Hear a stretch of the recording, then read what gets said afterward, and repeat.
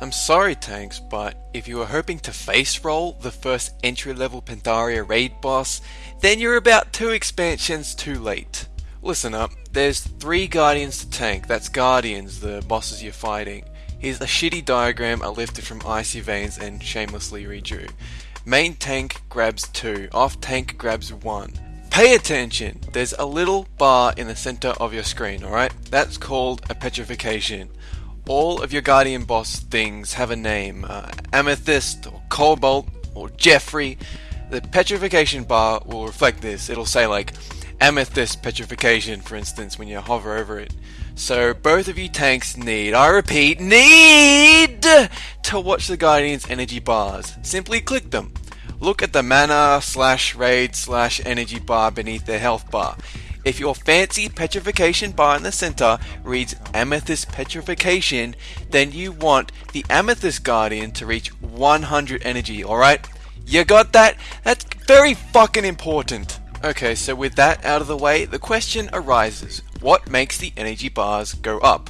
How do they advance? How do they gain energy, for God's sake? Answer! If a Guardian is within 12 yards of another Guardian, then both their energies go up. Now dust off your brain stems and think about this. You want the Amethyst Guardian's bar to go up, right? But then his Cobalt buddy is getting energy too because they're right next to each other, while the third Guardian, Jeffrey, is over in the corner getting a crotch massage from your off tank.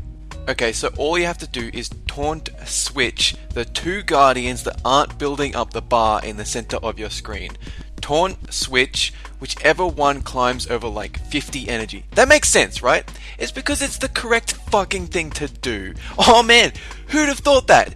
Taunt switching to avoid bad energy generation. I never would have thought of that. Not in my 12 hours planted on the toilet seat attempting to shit out another solution.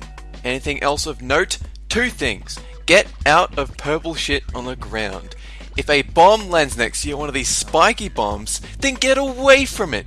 I don't even need to tell you that because I'm sure DBM will yell it at you. Let's recap. Watch the Guardian's energy generation. Make sure the petrifying boss is climbing to 100 because if any other boss gets there first, the raid dies. At no point should the 3 bosses be together except for the millisecond during taunt swaps. Be vigilant. Get out of purple shit. Get out of that spiky bomb shit. And there's also a mechanic called Jasper Chains that links you to another player. It'll deal heavy damage if you don't handle it properly. But this only really matters if both the tanks get linked together, and that won't happen. If it does, just leave an angry comment below this YouTube video and I'll do my best to give a shit.